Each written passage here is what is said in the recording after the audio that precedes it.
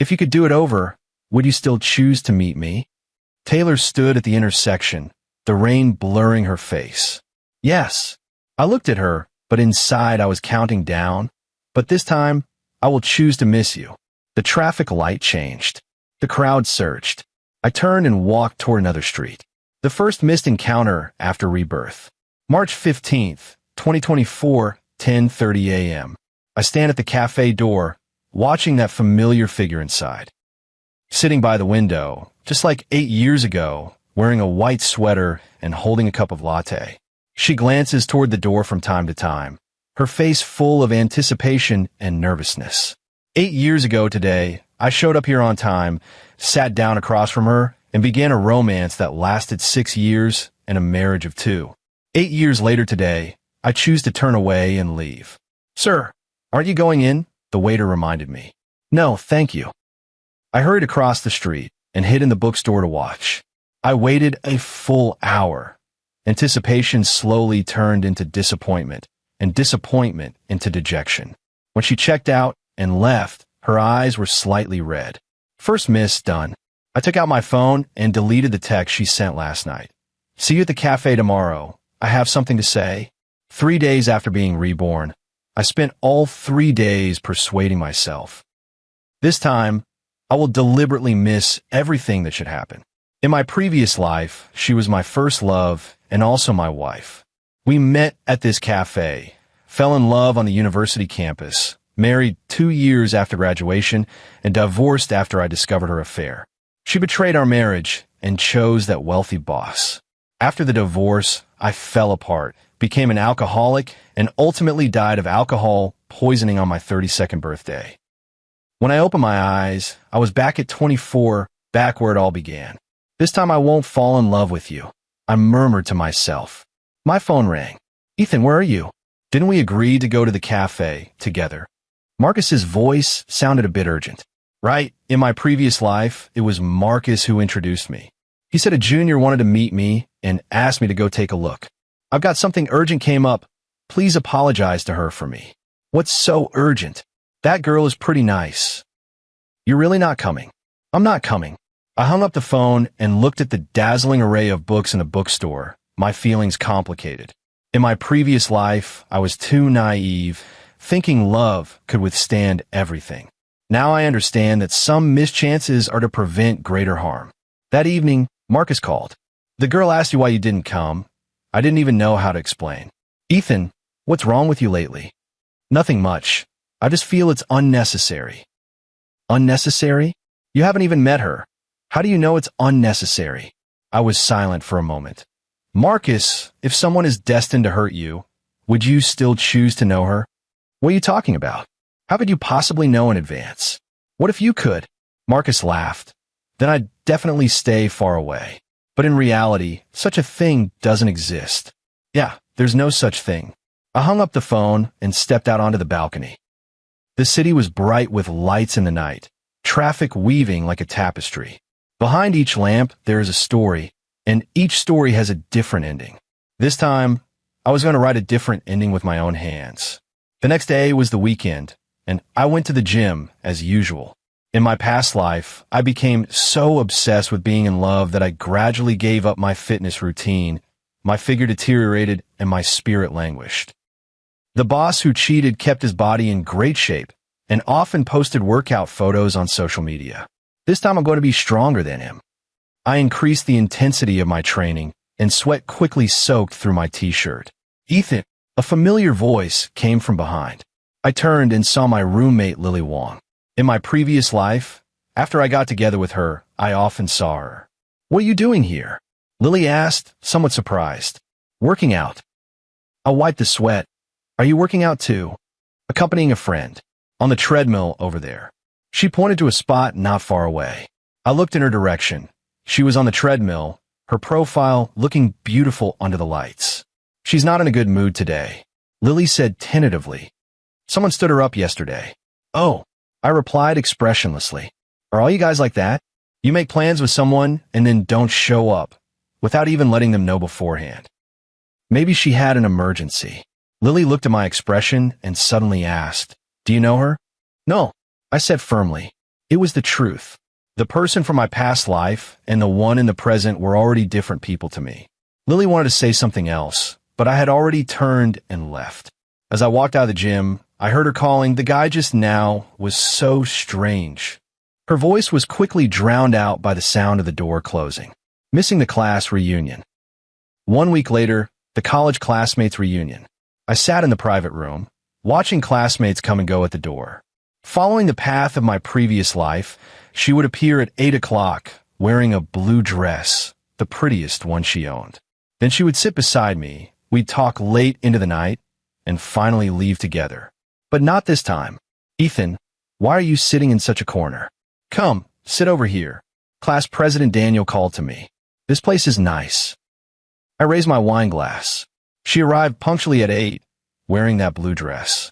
She looked around, her gaze lingering on me for a moment, a bit puzzled. I pretended not to notice and focused on chatting with the classmate beside me. "Hey, there's a seat here," someone called to her. She walked toward that spot, far away from me. All evening, I deliberately avoided any interaction with her. When she passed by me, I went to the restroom. When she came to toast, I answered a call. When someone suggested a group photo, I used the excuse of leaving first. Leaving so early? Daniel was a bit surprised. "I have to work tomorrow." "It's only a little past 9. Let's stay a while longer." "No, you guys have fun." I picked up my coat and left the private room without looking back. In the elevator, I looked at myself in the mirror. On this night in my past life, she and I chatted until 2 in the morning, then walked together across the campus. She said she had always wanted to meet me and that I was her ideal type. Back then, I was intoxicated by those words, feeling like the luckiest man in the world. Looking back now, it was nothing but a routine. When I got home, I turned on my computer and began making a detailed plan. 10 missed encounters, each one meticulously orchestrated. First, the cafe first meeting completed. Second, the class reunion completed. Third, a chance meeting in the library. Fourth, an encounter in the rain. Fifth, the birthday party. Sixth, the graduation ceremony. Seventh, the job opportunity. Eighth, an introduction by a friend. Ninth, an unexpected reunion. 10th, the final choice. Each corresponds to a crucial turning point in the development of our relationship in a past life. As long as I successfully miss these 10 occasions, I can completely alter the trajectory of fate. The phone suddenly rang. "It's Marcus." "Bro, why did you leave so early today?" "Tired." I was asking if you have a problem with her. My heart raced. Why is she asking that? She said, "It seems like you're deliberately avoiding her." A girl's intuition is usually accurate. Are you really avoiding her? No, she's overthinking it. That's good. She's a pretty nice person. If you two could get together. Marcus, I interrupted him. Some things are best left to go with the flow. All right, do as you see fit. By the way, her birthday is next month. Let's go celebrate together then. I gripped my phone tightly. Okay. After hanging up, I made a mark on my planner. The 5th miss, the birthday party. This will be the hardest one, because Marcus will surely drag me along. But I have to find a way to avoid it. Lying in bed, I closed my eyes as scenes from my past life flashed through my mind. Her smile, her tears, her betrayal. "I won't give you another chance to hurt me," I said in my heart. The deliberate avoidance of the library. Wednesday afternoon, I went to the school library as usual. On this day in my past life, I met her at the literature shelves. She was looking for a volume of poetry, but couldn't reach the top shelf. I fetched the book for her. She was grateful, and that was how our first deep conversation began. This time, I went straight to the science and engineering shelves. 4th floor, computer science section. There wouldn't be anything from the literature department there. I casually grabbed a copy of Data Structures and Algorithms and sat down in a corner. Although I majored in management, learning some technical skills can't hurt.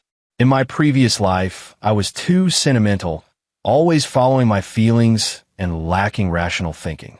If I had been more rational back then, perhaps I wouldn't have been deceived by persuasive words. A top student, someone patted my shoulder. I turned around. It was David Zhang from the same major. Just browsing. I closed the book. "What's up with you lately? You seem like a different person. You used to hate math the most, and now you're actually reading algorithm books? Indeed, in my previous life, I had a very humanities-oriented way of thinking. My math foundation was poor, and I suffered a lot because of it after starting work. I want to make up the basics. Ambitious. By the way, there's a lecture in the literature department today about modern poetry. You like literature quite a bit, don't you? Want to go listen together? In my previous life, I did go to that lecture, and it was there that we had more exchanges. She asked me what I thought of certain poets' work, and we hit it off in conversation. I'm not going, I want to read. You've really changed. David shook his head. You used to love this kind of thing the most. After he left, I continued flipping through the algorithms book. At 4 in the afternoon, I got up to go to the restroom. Passing the literature shelves, I saw someone standing there on tiptoe, reaching for a book on the shelf. A certain poet's poetry collection. It was that very book. She reached several times but couldn't grab it, getting a bit anxious. A few boys nearby noticed her, but they only watched. No one stepped forward to help. I stopped walking, my heart in turmoil. Reason told me I should walk around and avoid her, but seeing how much trouble she was having, I couldn't help wanting to help.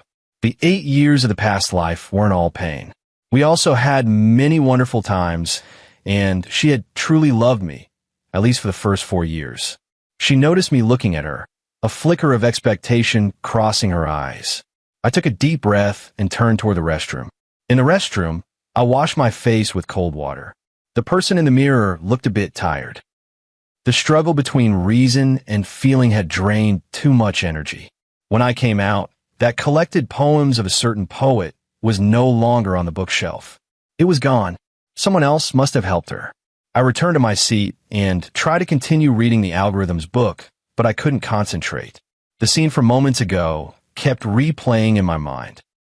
Her hopeful look in moments of difficulty contrasted sharply with the indifferent expression she wore when she betrayed me in my past life.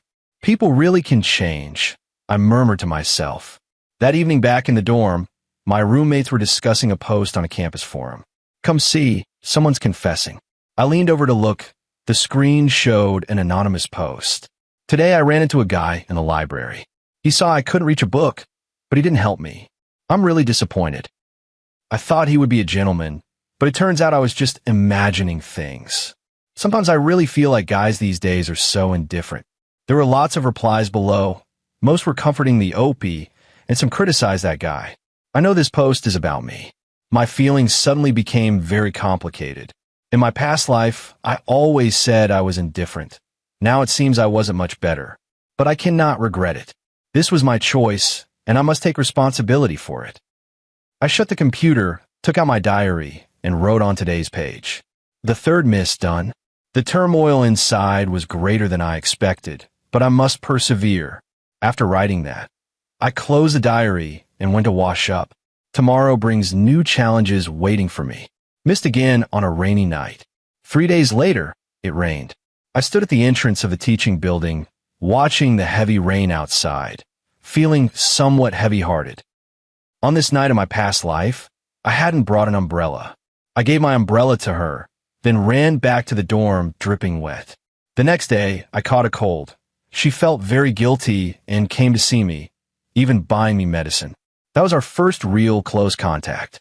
This time, I brought 2 umbrellas, not to give one to her, but to avoid having to give one to her. The rain grew heavier, and many students without umbrellas gathered by the door. I saw her among them. She kept glancing outside, a worried look on her face. "Why is it raining so hard?" she whispered. The girl beside her comforted her. "Wait a bit. Maybe it will stop soon." I knew this rain wouldn't let up until 10 that night. She would have to wait at least 3 hours. In my previous life, I appeared at this exact moment, like a hero handing her an umbrella. This time, I chose to leave through the side door. The side door is farther from the dormitory, but it lets me avoid the crowd at the main entrance. The rain quickly soaked my shoulders, but I didn't open an umbrella. The first umbrella was to give myself an option. The second was to guard against the first one's unexpected failure. Now it seems neither was needed. "Ethan," a voice came from behind. I turned around. Marcus was running over holding an umbrella. "Why aren't you using an umbrella? Are you crazy?" I'm Fine. If you run fast, you won't get soaked as much. Stop being stubborn. Let's go together. He opened the umbrella. You've been really strange lately. There was no choice. I could only go back to the dorm with him. On the way, Marcus suddenly asked, "Are you really avoiding him? Why do you ask?" "She asked me for your phone number today. Said she wanted to talk to you alone." My heart raced. "You gave it to her?" "Not yet. I wanted to ask you first." "If you don't want me to, I'll find an excuse to refuse." "What do you think?" Marcus stopped, looked at me seriously. "Ethan, what's wrong with you?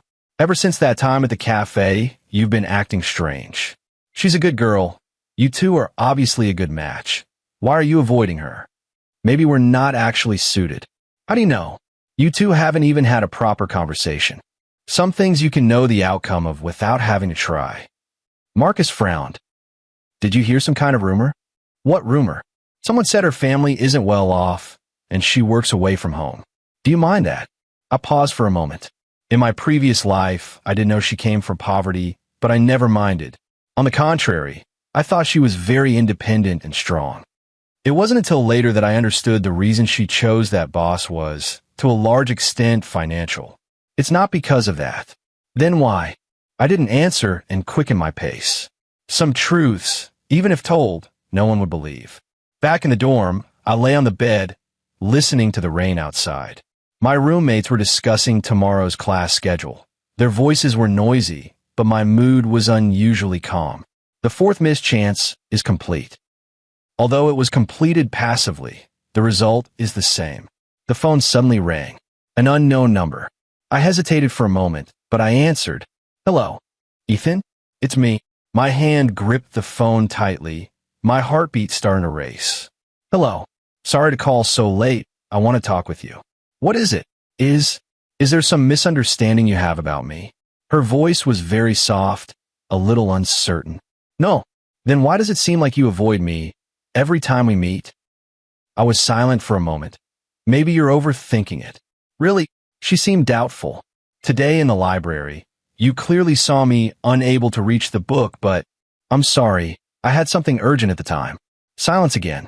After a long pause, she said, "Actually, I've always wanted to get to know you. Marcus said you're a very nice person, and I also feel you're different from others. But if you don't want to, I won't force you." Her words reminded me of the scene when I confessed in my previous life for the first time. Back then, she said the same thing, her voice carrying a cautious hope. I called her name. MM. Some people are destined never to cross paths. Forcing it will only hurt both of you. There was silence on the other end of the line for a long time. So long that I thought she had already hung up. "Understand," she said at last. "Sorry to bother you." The call ended. I stared at the ceiling in the dark, my feelings too complicated to describe. This might be the last conversation between me and him. The truth about the birthday party. A month later, his birthday arrived. I had planned to pretend to be sick to avoid the gathering, but Marcus blocked my dormitory door. "Ethan, you have to go. I'm really not feeling well. Stop pretending. I waited for you downstairs all morning and saw you go by breakfast." No choice. I could only go with him to the KTV. A dozen or so people were already in the private room. Sitting in the center, she looked especially beautiful today, wearing a white long dress, her hair tied into a loose braid. When she saw me enter, a flicker of surprise crossed her eyes. Then she quickly regained her composure. "Ethan is here too. Come sit," someone called. I chose the seat in the farthest corner, planning to spend the evening quietly. But things did not go as I had expected. "Come on, everyone. Let's wish a happy birthday." Daniel raised his glass. "Happy birthday," everyone said in unison. She smiled happily, clinking glasses with everyone one by one. When it was my turn, she stopped. "Thank you for coming," she said softly. "Happy birthday," I replied simply. I thought that would be the end, but unexpectedly she suddenly stood up. "Today is my birthday, and I'd like to take this opportunity to say a few words." The private room fell silent. "Thank you all for taking care of me these past 2 years, especially Marcus, who is always thinking of introducing friends to me." She looked at Marcus and smiled. Then her gaze turned to me. "And Ethan, although we haven't talked much, you've taught me one thing." My heart tightened. What do you mean? Some fates cannot be forced. Her words fell, and the whole private room grew silent. Everyone looked at one another, not knowing what had happened. Marcus looked at us, even more baffled. So, today I want to officially announce something. Continuing, I've decided to focus on my studies and put romantic relationships on hold for the time being. Those words exploded in the private room like a bomb. No way. You're still so young. Did someone hurt you?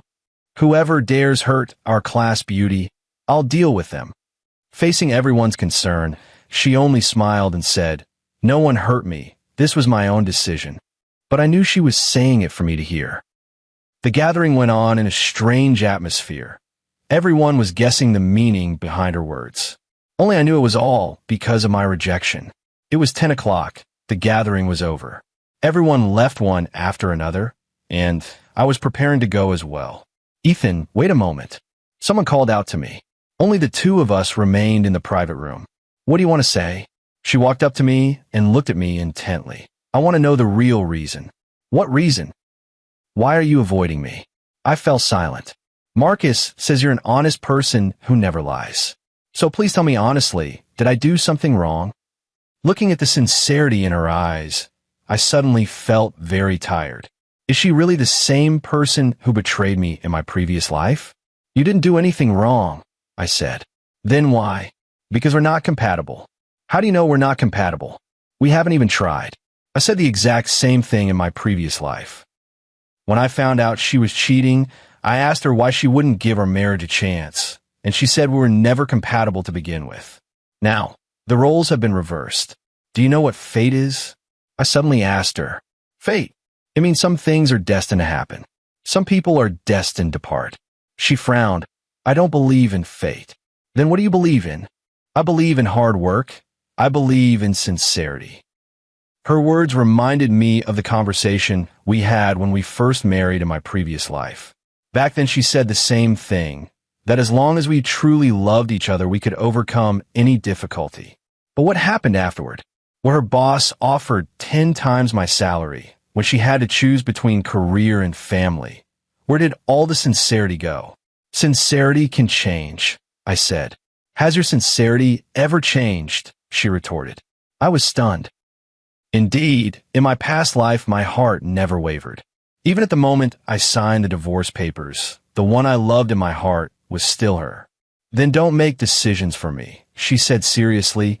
If true feelings can change, then let them change. If fate is meant to separate us, then let it separate us. But before that, can you give us a chance? Her words completely shattered my defenses. At that moment, I almost agreed with her. But I remembered that night in my previous life, remembered the indifferent look on her face when she said, we're not meant for each other. Remember the back of her as she packed her bags and left without looking back. I said, then hurried out of the private room. Her voice came from behind. Ethan. But I didn't look back. The fifth missed opportunity was complete. But why does my heart hurt so much? The surprise at the graduation ceremony. 2 years later, graduation ceremony. In those 2 years, I had almost no contact with her. She fulfilled the promise from her birthday, focused on studying, earned excellent grades, and even received several scholarships. I also followed my plan, learned programming, obtained various certifications, and my resume became much more substantial than in my previous life. But I knew the real test had not yet arrived. At my graduation in the previous life, I left school early to go intern in another city. We said goodbye at the school gate. She cried bitterly and said she couldn't bear to part with me. By then we had been together for 3 years and were very close. Although the separation was painful, we both believed distance wouldn't be a problem. In this life, I thought such a scene would never happen again. But I was wrong. After the graduation ceremony this time, I was packing my things when she came over. She had changed a lot in the 2 years we hadn't seen each other. Her hair was cut short. She had slimmed down a bit, but her gaze was more determined than before. Ethan, I'm leaving for an internship in Jing City tomorrow. My hand froze in mid-motion. I wish you all the best. Thank you. She smiled. Actually, I've always wanted to ask you a question. What question? That night at the KTV, You said true feelings can change. Has her true feeling changed? I didn't expect her to ask that question at this moment. Why do you ask? Because I want to tell you, my true feeling hasn't changed. Her words sent a jolt through my heart. It's been 2 years. I've been thinking about the things you said, fate, true feelings, parting. I thought about them for a long time and finally understood. Understood what? You're not that you don't like me. You're afraid. Her words struck my heart like a bolt of lightning. What are you afraid of? I forced myself to stay calm. Afraid of being hurt. Afraid of losing. Afraid that a sincere heart will be betrayed. Each word pierced my heart like a needle. So you choose to run away, to miss the chance, to hide yourself. You're overthinking. I said, really? She took a step closer. Then do you dare to look me in the eyes and say again that you don't like me? I lifted my head and met her gaze. Her eyes were bright, filled with determination, courage, and a faint thread of hope. The words were on the tip of my tongue, but I couldn't say them, because I realized I couldn't do it. In front of her like that, I couldn't bring myself to say the 3 words, I don't like you. You see, you can't do it. She laughed. Ethan, I know you have feelings for me, but I also know you have your hesitations. I won't force you, but I want you to know that whenever, my door is open for you. Having said that, she turned to leave. Wait, I called after her. She looked back, hope in her eyes. Why? I asked. Why wait for me?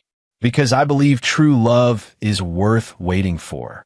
And if you can't wait, then it proves I picked the wrong person. She smiled, but I believe I didn't. She left, leaving me standing alone in the empty classroom. Sunlight poured through the window, casting mottled patches of light on the floor. I suddenly realized that my understanding of her might have been wrong from the very beginning. In a past life, she would betray me. But in this life, after 2 years of waiting and growth, is she still the same person she used to be? The 6th missed opportunity seemed to have come to pass. But for the first time, my heart wavered. A reunion at work. 3 years later, I was working at an internet company.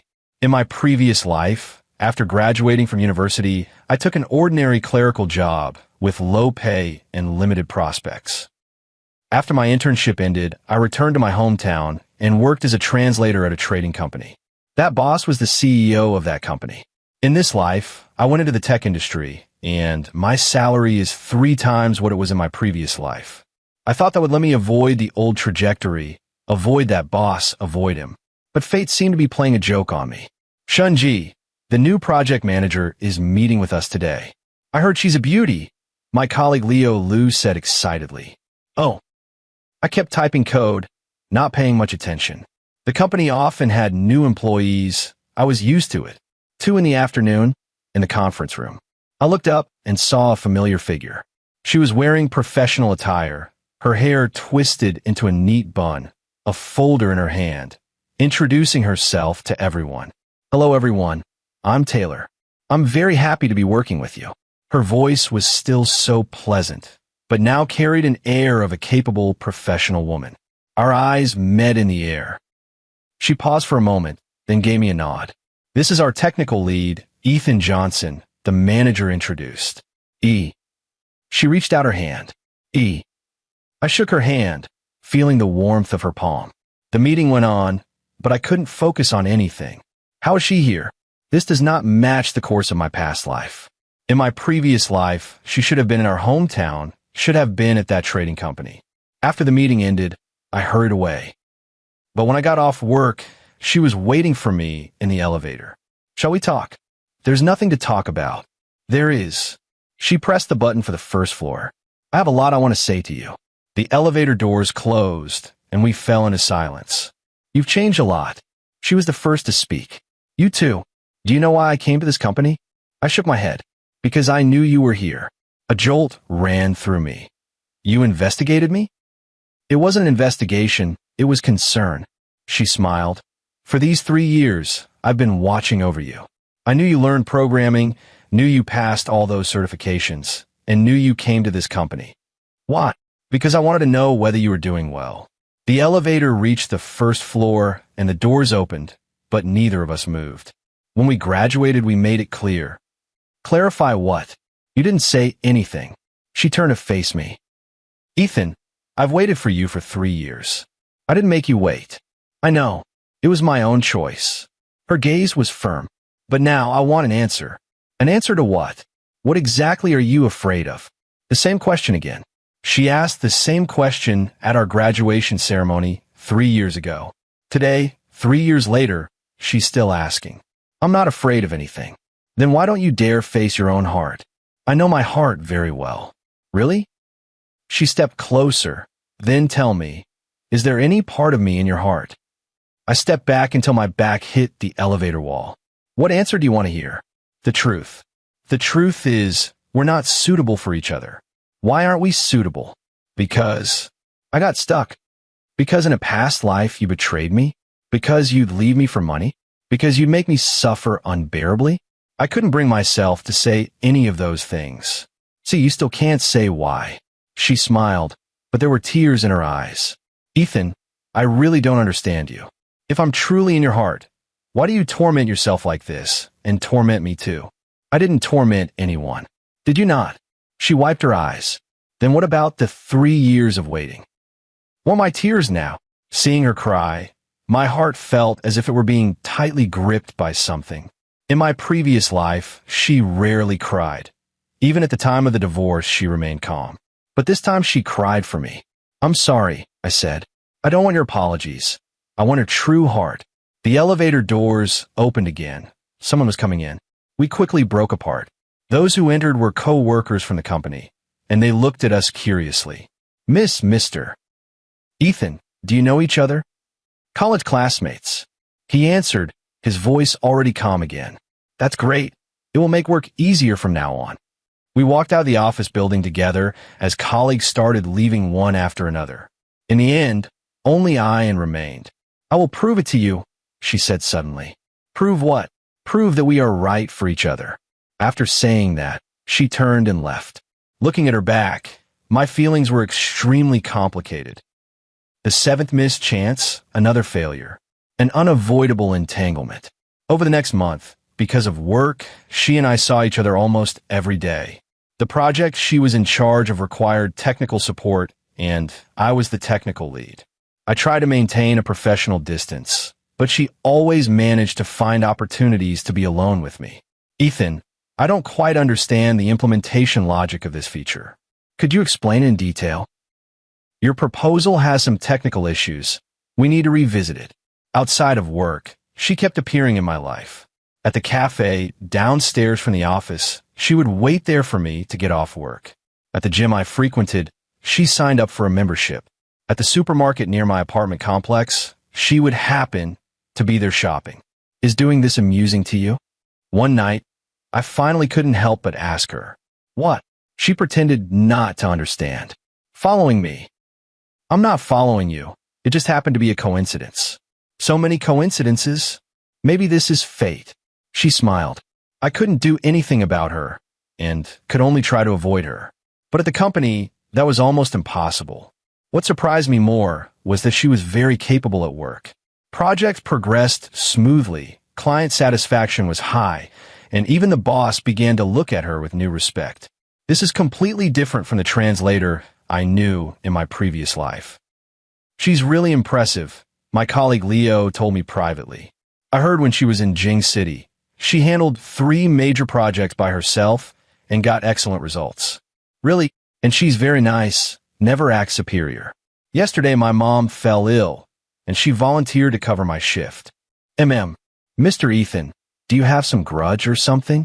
Leo asked curiously. Why do you say that? It feels like you're being very cold to her. She's such an excellent girl. If it were any other man, he'd have been chasing her long ago.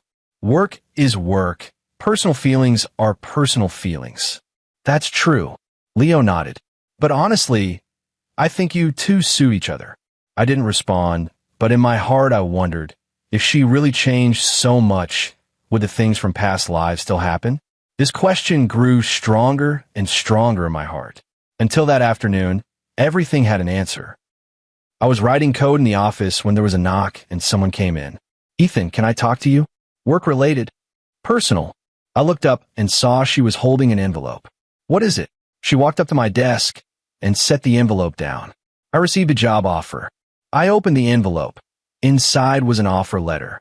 A well-known company in Jing City, project director position. The salary was twice what I earn now. A good opportunity, I said. Yes. She nodded. But I don't want to go. Why? Because you're here. Her words made my heart skip. You can't give up your future for me. Who says giving up? She laughed. I have other options. What options? Stay here, work with you, live with you. It's impossible between us. Why is it impossible? She sat down opposite me. Ethan, we've known each other for 7 years. For 7 years, my feelings for you haven't changed. Isn't that enough to prove something? 7 years. Indeed, from the first time we met in college until now, it's been 7 years. In our previous life, from meeting to divorce, it was also 7 years. If I said I would never fall in love with you, would you still insist? I asked her. A flicker of pain crossed her eyes, but she quickly regained her resolve. Yes. Why? Because I believe a sincere heart will always move people. And what if it doesn't? Then that proves I was wrong. She stood up. But I won't give up before it's proven. She walked to the door and looked back at me. Ethan, I know you have me in your heart. I also know you must have your reasons. But no matter what the reasons are, they shouldn't be an excuse to keep us apart. Because love, by its nature, is unreasonable. After speaking, she left the office. I looked at the offer on the desk, my feelings extremely conflicted. In that moment, I suddenly realized that maybe I was wrong. Maybe in this life, it really is different from the last. Maybe I should give her a chance, and give myself a chance too. After the 8th missed opportunity, I wasn't sure if it was over, because my heart began to waver. An unexpected reunion. 2 weeks later, I went on a business trip to Jing City. It was an important client meeting, and the company sent me to provide technical support. The meeting was held at a 5-star hotel. The client was a large conglomerate. I arrived a day early and checked in at the hotel lobby. Ethan, I turned around and saw a familiar figure. Yes, she was also checking in. Why are you here? I asked in surprise. The company sent me to discuss a cooperation project. She smiled. It seems we really are fated. A chill sank into me. This wasn't a coincidence. This was her plan. You did this on purpose? What? She pretended not to understand. You knew I was coming to Jingshi. I didn't know. She no longer hid it. But I really did come to Jingshi for work. Then why are we staying at the same hotel? Because the client arranged it. She pulled out the documents. Look, tomorrow at 3 in the afternoon, Huxin Group meeting room. I glanced at her documents. It really was Huxin Group. And the client I'm meeting tomorrow is also Huxin Group. Are we here to see the same client? It seems so. She smiled happily. This really is fate. I felt something was off and took out my phone to check the client's information.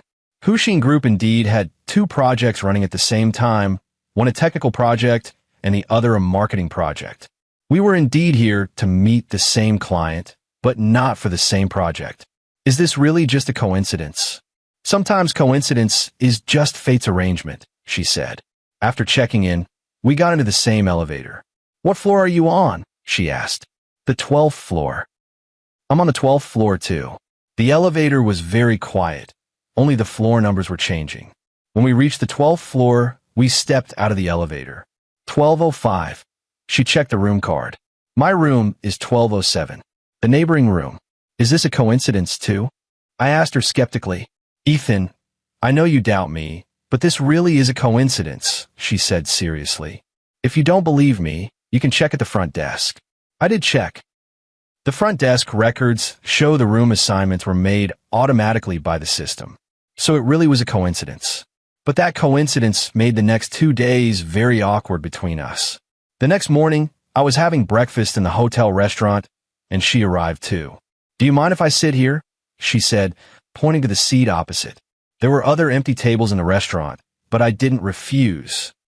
Our relationship right now is very strange, she said suddenly while we were eating. What do you mean? Colleagues, friends, or strangers? Just colleagues, I said. Just colleagues. She looked at me. Then why do your eyes, when you look at me, not seem like when you look at colleague? You're overthinking it. Really? She put down her fork. Ethan, we've known each other so long. Do you think I can't see the way you look at me? What did you see in my eyes? Care, concern, and a little bit of pain. Her words sent a jolt through my heart. And avoidance. She continued, you're avoiding your own feelings. I'm not avoiding anything. Then why don't you dare to look me in the eye for more than 3 seconds? Only then did I realize that throughout the conversation, I had indeed been avoiding eye contact with her. That's your psychology at work. Is it? She suddenly stood up and walked over to me. Then look into my eyes right now. She bent down, her face very close to mine. I could smell the faint scent of her perfume and see the stubbornness and gentleness in her eyes. Look at me, she said softly. I raised my head and met her gaze. Her eyes were very bright, like stars. There was hope, determination, and a deep love within them. We stared at each other like that, and time seemed to stop until the waiter came over and asked if we wanted more coffee. No, thank you. She straightened up and went back to her seat. How do you feel? She asked. What does it feel like? The feeling of someone looking into my eyes. I didn't know how to answer. In that moment just now, my heart had indeed sped up. Nothing special. I said. Really? She laughed. Then why are your ears red? I instinctively touched my ear. It was indeed a bit hot. I'm going to prepare the meeting materials. I stood up to leave. Ethan, she called after me. Let's have dinner together tonight. Why? To celebrate our chance encounter. I might finish very late. I'll wait for you. Her words warmed my heart. She had said, I'll wait for you many times. From college until now, she had been waiting for me. Okay. I actually agreed. As I walked out of the restaurant, I suddenly realized that my resolve was collapsing bit by bit. The 9th missed chance. Looks like I failed. Also, I was beginning to be unsure whether failure was ultimately a good thing or a bad thing. The final choice. In the evening, after the meeting ended, I stayed at a quiet restaurant near the hotel. How was the meeting today? She asked. It went smoothly. The client is very satisfied with our technical proposal. Mine's good too. Husheen Group decided to work with us. She raised her glass. To success. We clinked glasses, a smile in her eyes. Ethan, I want to ask you something. What question? If time could start over, would you make different choices? Her question stunned me. Time starting over? I did start over, but were the choices I made really the right ones? Why do you ask? Because I feel like you're living in the shadow of the past. She set down her wine glass and looked at me seriously. Since university, you've seemed afraid of something, avoiding something. I want to know, what exactly turned you into this? Her words were like a sharp sword, piercing straight into my heart.